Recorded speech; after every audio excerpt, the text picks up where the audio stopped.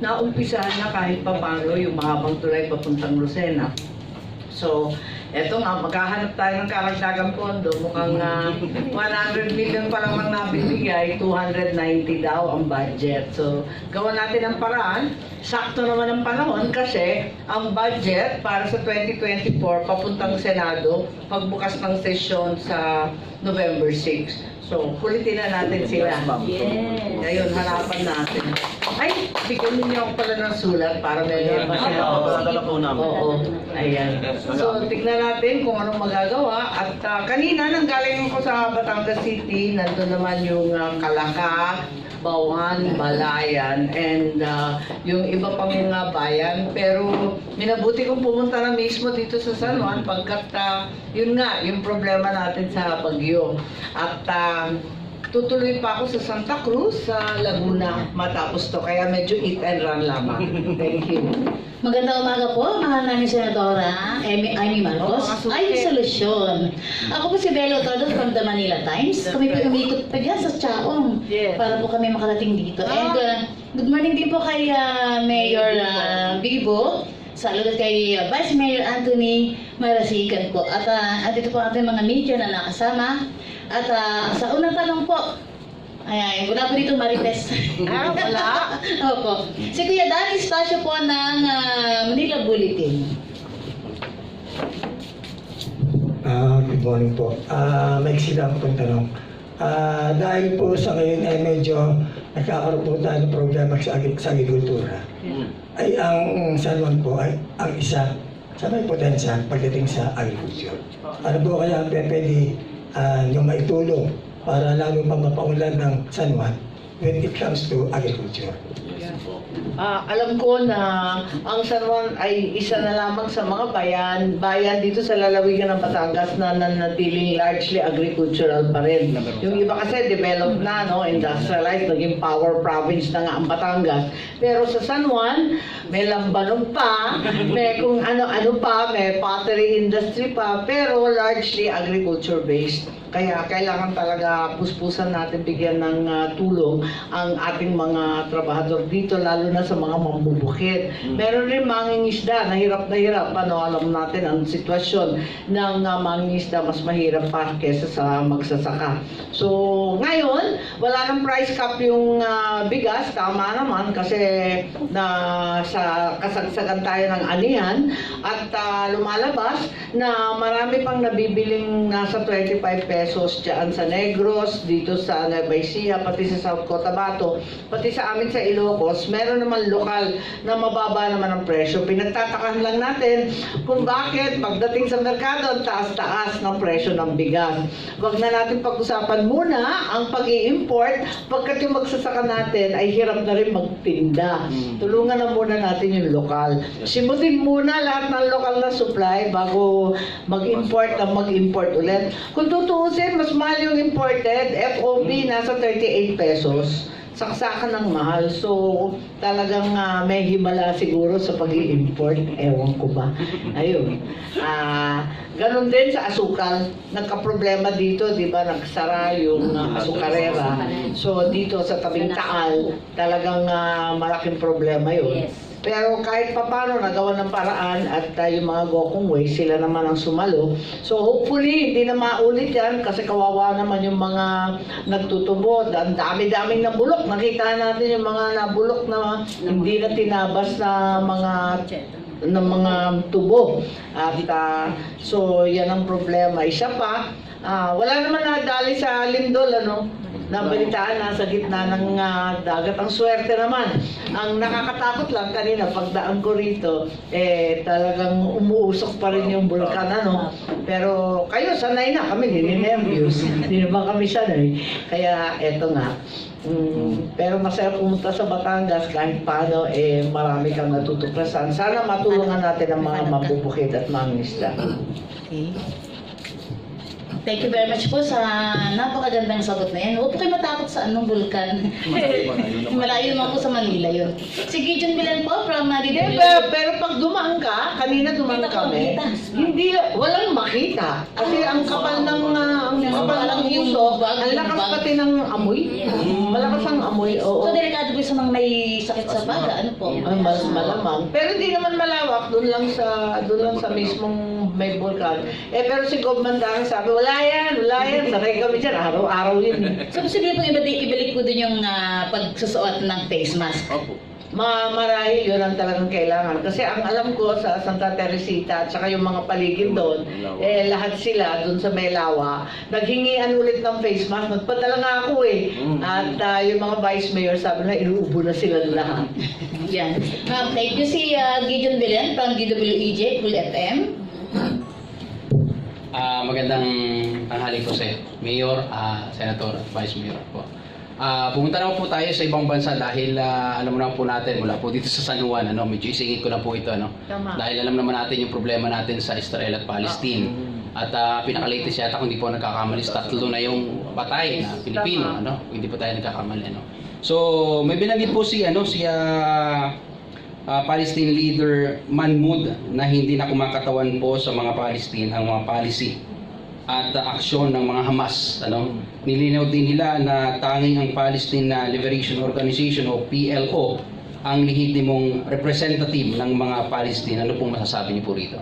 Well, para sa akin, malayo ang Israel at yung away nila sa Palestine sa atin. Ang malapit sa atin ay ang ating mga kamag-anak at kapwa Pilipino na nagtatrabaho doon. Ang dami nila, nasa 30,000 ang mga Pilipinong caregiver, agricultural student at iba't iba pa. Kaya una sa lahat, itong alert level 4 na mandatory repatriation. Ibig sabihin, obligado na, wala nang choice mga Pilipino kundi umuwi. So sa lalong madaling panahon, yung DMW at saka DFA, dapat kunin na yung mga Pilipino kasi nakakalat sila sa iba't ibang lugar eh. Yung pinaka nakakatakot, nasa panganib talaga, yung mga nasa Gaza Strip. Yun ang nakaka-nervous kasi nasa Gaza sila na kasalukuyang binobomba. So ito yung pinaka-importante. Ikalawa, sa palagay ko, kinakailangan magplano na tayo ng mas malawakang gera kasi mukhang sumabog na eh. Yung nasa Israel at sa Palestine, nagkabombahan na sa South Lebanon. Marami na naman Pilipino sa Lebanon. Marami rin Pilipino sa Egypt. Meron pang mga nakapag-asawa ng Syria. Meron pang nasa Jordan. Doon sa palibot ng Israel at Palestine. May mga Pilipino na naman talaga naman kapit tayo sa patalim kung saan-saan tayo nakakapunta. Dapat meron na rin tayong plano na malikas silang lahat kasi hindi tayo sigurado. Isa pa, ang sabi ko nga sa DFA at sa iba, kahit kinokondena natin ang terorismo sa lahat ng anyo, huwag muna tayo masyadong magsasalita ng maanghang, maghunos dili, hanggat hindi natin na ilalabas ang mga Pilipino. At huwag natin galitin ang mga kapwa nating kapatid na Muslim mismo dito sa Pilipinas. Kasi kung maaalala ninyo, may sympathizer ang ISIS sa Mindanao dati. Meron ring Hamas, Hezbollah at iba't iba pa. Mag-ingat lang tayo kasi meron tayong karanasan dyan. Habang walang lupang malaya ang isang grupong tao, ang grupong sa isang lahi, talagang nagkakagulo at walang kapayapaan. Nakita na natin yung Mindanao. Magulong-magulo talaga dati, pero kahit papano, napapawi dahil may arm, naging farm na, kahit papano, may sarili ng lugar ang ating mga kapatid na Muslim. Palagay ko, magiging matagal ng kaunti itong pangyayari sa Israel hanggang ma-settle down kung saan pupunta ang mga Palestinian. Siguro ang huli na masasabi ko yung sa langis. Kasi akyat baba, di ba? Ang ating langis, usually akyat. Di naman bumababa yata. Pag bumababa, 20 centimos lang. Kaya kinakailangan siguro, palibasa nakikita natin, may hina, bumabagal ang daloy ng shipping at saka ng oil tanker dyan sa lugar na may gera. siguro dapat may plano na ang Pilipinas kung anong gagawin, kung saan tayo kukuha ng langis at kung may alternatives pa sa ibang bansa kasi mahihirapan tayo. Very dependent tayo sa Middle East. Siguro sana may iba pang pagkukunan. Hindi ko alam kung dito sa China, sa Venezuela, sa kung saan-saan. May kaibigan naman tayo dito sa ASEAN na may langis din. Pero tayo talagang dependent. Kaya mag-isip-isip na tayo kung paano mag-iimbak ng langis. Okay, may follow ka? Last na lang po kay Mayor kasi nakita ko po yung programa nyo kanina, nakita ko yung Nutriban. Oo. Inabot ko po yung grade 1 ako eh. Tatanong ko lang kay Mayor kung, Mayor, kayo po ba ay may plano din na magprograma ng Nutriban sa ating mga, particular po sa elementary, kayo yung daycare natin? Yes po, yung tayo naman ho ay sadyang may nakalaang pondo po para sa mga feeding ng mga bata. Yun po ay nakalagay na po sa amin sa MSWDO. Katulong po natin ang pagbabudget niyan ang Sangguniang Bayan, si Vice Mayor. Yan po ay isang napakaganda rin ng project para sa mga bata. Yeah. Dahil napanood ko ho nung minsan na yan po ay nilalahukan na rin ng kalabasa. Tama. Ngayon, iba't iba hong gulay na masustansya para po mas maging bright, mas tumangkad, lahat-lahat na magagandang mangyayari sa mga bata. Opo, yun po ipaayos namin uli. Katulong po ang Sangguniang Bayan, katulong po ang MSWDO namin para po sa programang yan. Very much, Mayor. Magandang salamat po. Ito po kay Senator, sa aming mahal na Senator, at saka pwede rin pong nakasagot din po si Mayor at si Vice Mayor. Yung naniniwala po kasi itong World Bank Vice President po dati na makakatulong po naman sa ating mga agrikultura, yung farmer.chat, yung pong artificial intelligence app na na posible daw po matugunan yung magiging problema na dulot ng global warming. Paano po nito palagay niyo makakatulong sa mga farmer at paano po makaka-avail ang ating mga maliliit na mga munisipalidad?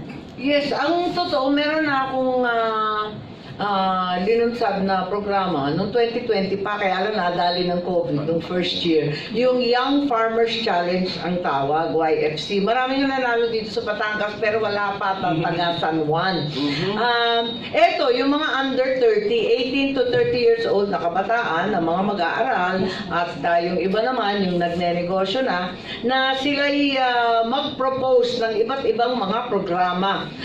Bagong project, bagong value adding or processing, bagong produkto, bagong distribution, bagong kung ano-anong marketing, System. basta bago. At bibigyan ko ng 50,000 ang winner sa level ng probinsya. Kapag individual, 100,000 pag team. Pag umabot ng region, 300,000. Pag umabot ng national, nasa 550,000. May puhunan na sila kaagad. At sakot nito yung automation and digitization ng ating agrikultura.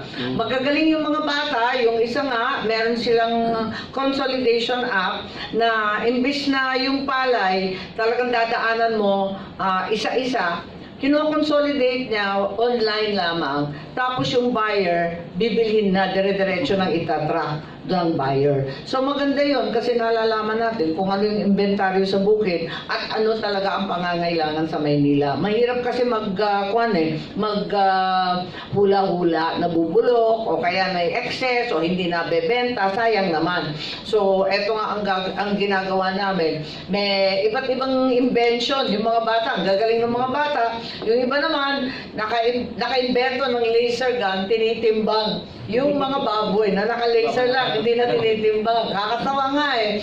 At yung iba naman, kung ano-anong product, yung mga tinapon na saging sa Mindanao, kasi sabi may sakit. Yung iba naman, yung balat na basura na, ginawa nilang arena. Green banana flour. Kung ano-anong product. At ngayon, nauso dito sa bandang Calabarzon, katakot-takot na rabitero. Ang problema lang sa rabbit, kasi walang sakit eh. Hindi katulad ng may avian fuel, Malinis po. ASF, malinis yung rabbit. Kaya lang, ang cute-cute tignan, nakakaawa. Awang-awa ako, pero meron silang product na rabbit lechon. Hindi ko makain na naaawa ako ulit eh. Sige. Yun ang kwento ko, yun ang ibibida ko yung young farmers. Yun yung pag-asa natin na magkaroon ng mga kabataan sa agrikultura. Dahil lang average age ng ating magsasaka ngayon, nasa 58.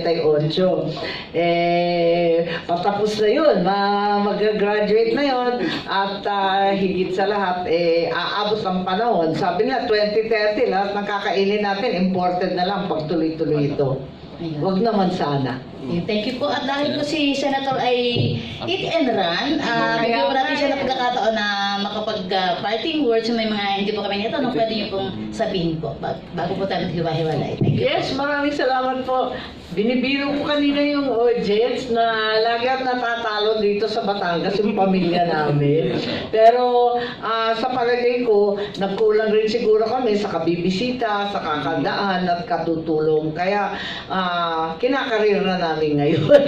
Hindi, dalas ko rito ngayon eh. Pero masaya naman eh. Enjoy naman ako. At yun nga, yung buong tropa ng Batangas, masaya naman talaga. At tutulong tayo kahit papano dahil alam naman natin yung kakulangan. At iilan na lang kasi yung bayan na agriculture. Iilan na lang talaga sa Batangas. So, kailangan talaga pagtibayin, tulungan, suportahan. Maraming salamat. Thank you.